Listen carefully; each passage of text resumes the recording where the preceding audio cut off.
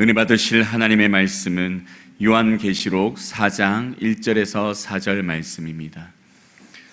요한계시록 4장 1절에서 4절 말씀, 신약성경 403면에 있습니다. 우리 다 함께 한 목소리로 1절에서 4절 읽겠습니다. 이 일 후에 내가 보니 하늘에 열린 문이 있는데 내가 들은 바 처음에 내게 말하던 나팔 소리 같은 그 음성이 이르되 이리로 올라오라. 이후에 마땅히 일어날 일들을 내가 내게 보이리라 하시더라. 내가 곧 성령에 감동되었더니 보라, 하늘에 보좌를 베풀었고 그 보좌 위에 앉으신 이가 있는데 앉으신 이의 모양이 벽옥과 홍보석 같고 또 무지개가 있어 보좌에 둘렸는데 그 모양이 녹보석 같더라. 또 보좌에 둘려 24 보좌들이 있고 그 보좌들 위에 24 장로들이 흰 옷을 입고 머리에 금관을 쓰고 앉았더라. 아멘. 오늘 이 새벽에 하늘 보좌에 앉으신 하나님이라는 제목으로 함께 말씀을 나누실 때 큰 은혜가 있기를 간절히 축원합니다. 오늘 본문의 말씀을 보면 요한이 직접 성령에 감동되어 하나님의 나라를 목격하고 자신이 목격한 장면들을 묘사하는 그런 내용이 기록되어 있습니다. 이러한 내용이 요한계시록에 기록된 것은 요한계시록 말씀이 쓰여지게 된 목적과 연결지어 해석할 수 있는데, 교회들을 위로하시고 반드시 속히 오게 될 그날을 준비하게 하시기 위한 하나님의 뜻으로 볼 수 있습니다. 계시록 1장 1절 말씀에 이렇게 기록되어 있습니다. 예수 그리스도의 계시라. 이는 하나님이 그에게 주사 반드시 속히 일어날 일들을 그 종들에게 보이시려고 그의 천사를 그 종 요한에게 보내어 알게 하신 것이라. 아멘. 요한계시록의 시작의 말씀 1장 1절 말씀을 보면 예수님께서 계시한 말씀이 요한계시록이며, 이 말씀은 하나님께로부터 그 아들에게 주어진 말씀이고, 또 이 말씀의 내용은 속히 반드시 일어날 일들에 관한 것이다 라고 말씀하며 시작하고 있습니다.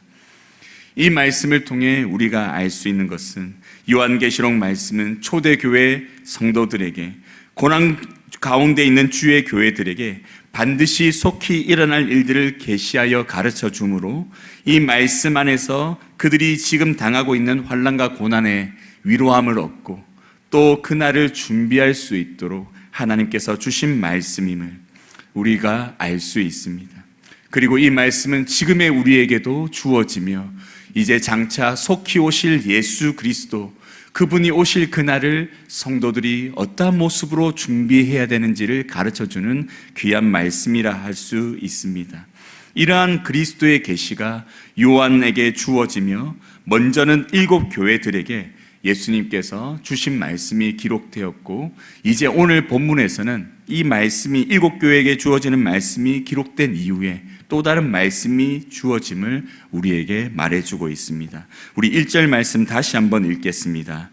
이 일 후에 내가 보니 하늘에 열린 문이 있는데 내가 들은 바 처음에 내게 말하던 나팔 소리 같은 그 음성이 이르되 이리로 올라오라. 이후에 마땅히 일어날 일들을 내가 내게 보이리라 하시더라. 아멘. 여기에서 이 일 후에라는 이 말씀은 7 교회에게 주시는 말씀이 마친 후에라는 의미입니다. 예수님께서 7 교회에게 전하는 메시지를 마친 후에 요한은 하늘의 열린 문을 보게 됩니다. 여기에서 열린 문은 어떤 의미냐면 이미 열려져 있고 또 계속해서 열려져 있을 문을 가리킵니다. 다시 말해 갑자기 열린 문이 열려지는 것을 본 것이 아니라 이미 열려져 있는 문을 요한은 보았고 그 문은 계속해서 열려져 있게 될 것을 우리에게 가르쳐 줍니다. 이 말씀은 하나님 나라에 대한 계시에 대한 내용입니다. 하나님이 하나님 나라의 문을 열어놓고 그 나라에 대한 계시를 이미 이 땅 가운데 계속 베풀어 주셨음을 보여주는 말씀입니다. 수많은 선지자들을 통해서 또 더 나아가 이 땅에 성육신을 하신 예수 그리스도께서 친히 비유를 통해 하나님 나라에 대해서 가르쳐 주셨던 그 내용들, 그것으로 보아 이미 열려져 있는 문을 통해 하나님께서는 이 땅 가운데 실제로 하나님의 나라가 있으며 그 나라가 어떠한 나라인지에 대해서 계속 계시해 오셨음을 우리는 알 수 있습니다. 더 이상 천국은 하나님의 나라는 감추어진 것이 아니요 하나님께서 드러내시며 이 땅 가운데 계시하셨음에 대해 말해줍니다. 그리고 요한이 그 문을 보고 있을 때 나팔 소리 같은 그 음성, 즉 예수 그리스도의 음성이 들려졌다라고 말씀합니다. 그리고 그 음성은 뭐라고 말씀했냐면 이리로 올라오라라고 말씀하십니다. 열려진 그 문으로 하나님의 나라로 올라오라고 지금 말씀하고 있습니다. 마땅히 일어날 일들, 하나님께서 아들에게 알게 하시고 아들이 성령을 통해 전하시는 그 계시를 이제 하나님 나라에서 직접 받게 되는 그 모습이 이제 기록됩니다. 이 말씀을 통해서 또 우리가 알 수 있는 것은 요한이 기록한 모든 계시의 말씀은 그리스도로부터 온 계시다라는 사실입니다. 그가 그냥 생각하고 지어낸 이야기가 아니라 예수님께서 직접 천국으로 올라오라고 명령하셔서 그 명령에 따라 그가 가서 보게 된 그 말씀, 듣게 된 그 말씀이 지금 요한계시록에 기록되어 있음을 우리에게 가르쳐주며 이 말씀이 시작되고 있습니다. 그리고 2절에 이렇게 기록되어 있습니다. 우리 다 함께 읽겠습니다. 2절 시작. 내가 곧 성령에 감동되었더니 보라, 하늘에 보좌를 베풀었고 그 보좌 위에 앉으신 이가 있는데. 아멘. 요한은 자신이 성령에 감동되었다라고 말합니다. 하늘로 올라가는 그때 그가 성령에 감동되어 올라갔는데, 이 성령에 감동되었다란 이 히브리어의 원문을, 헬라어의 원문을 보면 그 성령 안에 있었다라는 의미를 가집니다. 성령님 안에서 그는 들려 올려져서 하늘나라에서, 하나님의 나라에서 직접 그 환상을 목도했다라고 지금 가르쳐 주고 있습니다. 정확하게 요한이 어떠한 방법으로 올려졌고 또 그것을 목격했는지에 대해서는 알 수 없지만 중요한 것은 바로 요한이 목격한 그 모습, 또 그것이 실존하는 것이다 라는 사실입니다. 하나님께서, 예수 그리스도께서 요한에게 직접 실제로 존재하는 그 하나님의 나라를 목격할 수 있도록 은혜를 베풀어 주셨음을 가르쳐 줍니다. 여러분, 이 말씀을 우리가 들으면서 여러분이 어떤 생각이 드십니까? 요한이 성령에 감동되어 직접 하늘로 올라가서 자신이 본 것을 기록한 책이 요한계시록이라는 이 말씀을 우리가 지금 듣고 있을 때 여러분, 정말 하나님의 나라가 있구나 라고 하는 것을 우리가 마음속에 깨달을 수 있지 않습니까? 그리고 여러분, 하나님의 나라가 있다라고 생각했을 때 여러분의 마음이 어떠한 마음이 드십니까? 내가 갈 그 나라, 내가 영원히 거하게 될 그 나라가 실제로 존재하고 있구나 라고 하는 것을 우리는 믿음으로 바라보게 되며 그로 인해 위로받지 않습니까?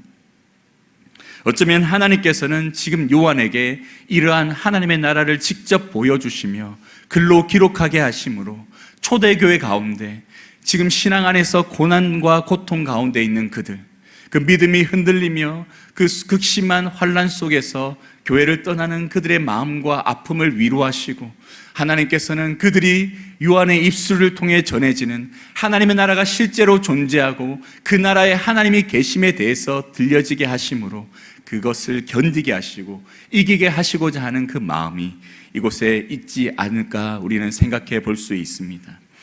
이어지는 말씀에도 그 내용이 나오죠. 보라, 하늘의 보좌를 베풀었고 그 보좌 위에 앉으신 이가 있는데, 정말 하나님 나라의 보좌가 있고 그 보좌 위에 앉으신 이가 실제로 존재하신다는 말입니다. 하나님이 실존하심을 지금 분명히 선포하고 있습니다. 하나님은 살아계시고 하나님은 정말 그 보좌 위에 앉으셔서 이 땅 모든 만물을 통치하고 계심을 요한이 분명히 선포하고 있습니다. 이 말씀을 듣는 초대교회 성도들, 그 많은 성도들은 그 마음속에 분명히 위로함을 얻었을 줄 믿습니다. 그리고 여러분도 위로받으시길 간절히 소망합니다. 우리가 믿는 하나님은 실제로 살아 계십니다.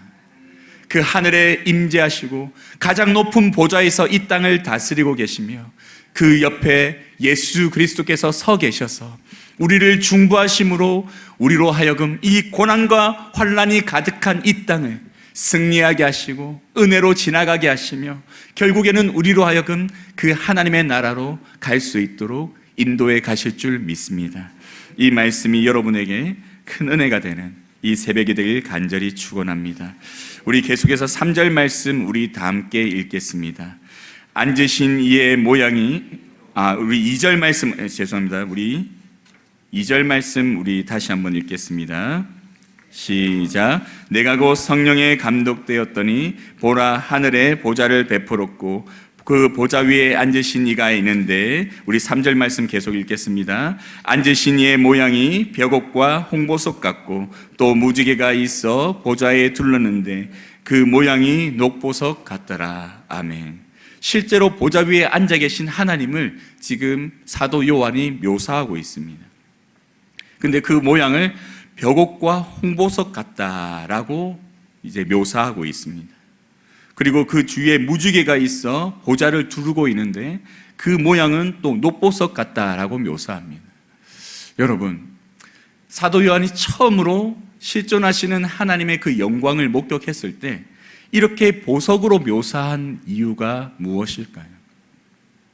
물론 성령에 감동되어 이 묘사하는 가운데 이러한 단어들을 선택하게 되었지만 사도 요한이 이렇게 보석으로 묘사한 것은 그의 제한적인 생각 안에서 표현할 수 있는 가장 빛나는 어떤 이 땅의 물질을 가지고 그 빛나는 하나님의 보좌를 묘사하기 위해 그가 이렇게 썼다라고 우리가 할 수 있습니다. 여러분, 그 빛나는 보좌에서 흘러나오는 그 광채를 이 땅의 그 무엇으로 우리가 비교할 수 있겠습니까?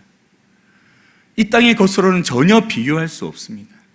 그런데 사도 요한이 그 광채를 비유하자면 이 땅에서 벽옥과 홍보석 같다라고 비유할 수 있겠구나라고 지금 이 단어를 선택해서 기록한 것입니다.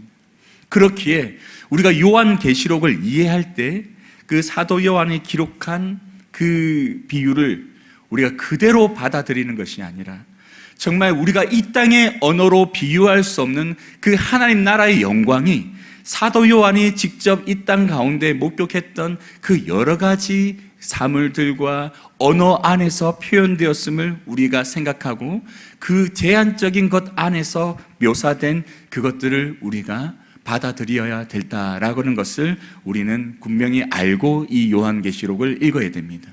그러므로 요한계시록에 기록된 이 말씀은 요한이 표현한 것보다 비교할 수 없는 더 큰 영광과 더 큰 하나님의 모습을 담고 있다는 것을 우리는 분명히 알아야 한다라는 사실입니다. 여러분, 하나님의 영광은 우리의 말로 표현할 수 없습니다. 그러므로 요한계시록이 전부라고 우리가 생각해서는 안 됩니다. 요한계시록은 단지 하나님 나라의 그림자와 같은 그런 모습을 지금 우리에게 보여주며 비록 그림자일지라도 이것이 얼마나 영광스러운가를 우리에게 가르쳐주고 이러한 영광스러운 하나님의 나라를 우리가 기대하고 소망하며 살아가야 됨을 우리에게 말씀해주고 있습니다. 자, 여러분, 우리 계속해서 4절 말씀 읽겠습니다. 또 보좌에 둘려 24 보좌들이 있고 그 보좌들 위에 24 장로들이 흰옷을 입고 머리에 금관을 쓰고 앉았더라. 아멘. 또 계속해서 그 천국의 이 환상을 묘사하고 있는데 24 보좌가 그 하나님의 보좌를 둘러싸고 있고 그곳에 24 장로들이 흰옷을 입고 머리에 금관을 쓰고 앉아 있었다라고 말합니다. 여기에서 24 보좌에 앉은 24 장로는 그 여러 가지 다양한 해석들이 있습니다. 근데 개혁주의 해석 안에서는 구약의 12지파와 신약의 12사도를 상징하며 구약에 이미 약속된 언약의 백성들, 또 신약에 약속된 언약의 백성들이 그곳에서 하나님을 영원히 찬양하게 될 것을 상징적으로 보여주는 존재들이다라고 하는 해석이 있습니다. 이 해석으로 받아들였을 때 이 24 장로들은 천상의 영적인 존재로 묘사되어 있지만 결과적으로는 나중에 주님이 다시 오셔서 이 땅에 죽었던 모든 영혼들이 다시 부활하게 되고 그 가운데 하나님께서 택한 백성들이 하나님 나라로 불려 올려질 때 이 24 장로들처럼 하나님 주위에 그 모든 하나님의 구원받은 백성들이 모여서 하나님을 찬양하게 될 것을 묘사하고 있는 그런 모습이다라고 우리가 해석할 수 있습니다.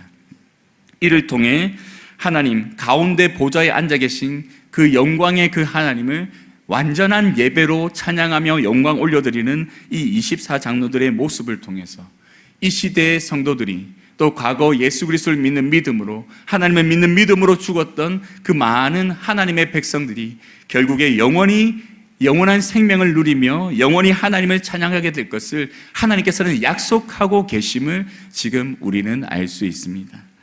그리고 이 장로들의 특징이 두 가지가 있습니다. 그 특징이 뭐냐면 흰옷을 입고 있고 머리에 금관을 쓰고 있습니다.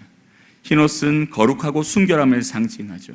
그리고 머리에 금관을 쓰고 있다는 것은 하나님의 보좌에서 앉아 계신 그 하나님, 그 영원한 왕권을 함께 누리게 된 그 모습을 상징적으로 보여줍니다.